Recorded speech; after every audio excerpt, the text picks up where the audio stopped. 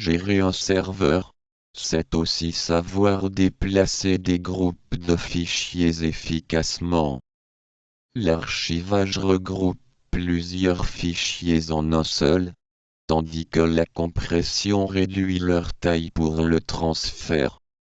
Sous Linux, le format universel que vous rencontrerez partout est le tar.gz.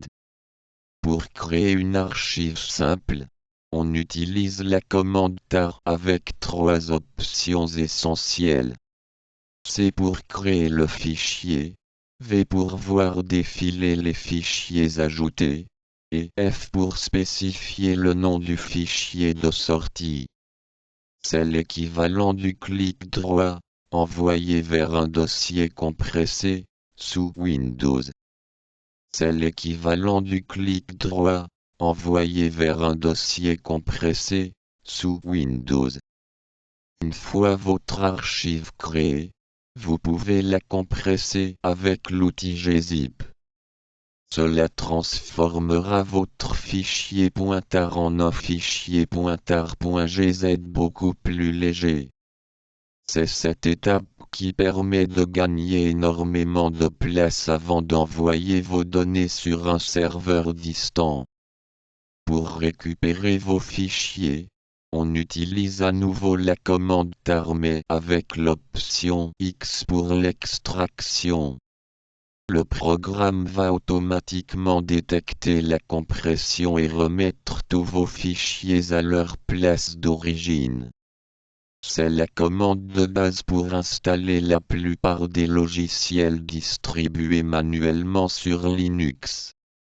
Si vous devez échanger des fichiers avec des utilisateurs Windows, le format zip reste le plus pratique. Utilisez l'option "-r" pour inclure tout le contenu d'un dossier de manière récursive. La commande en zip vous permettra de faire l'opération inverse en un clin d'œil.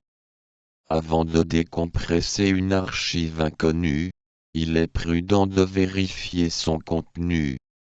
L'option T permet de lister tous les fichiers présents à l'intérieur sans les copier sur votre disque. Cela vous évite de polluer votre répertoire actuel avec des centaines de fichiers inutiles. Combinant tar avec d'autres commandes, vous pouvez créer des systèmes de sauvegarde puissants.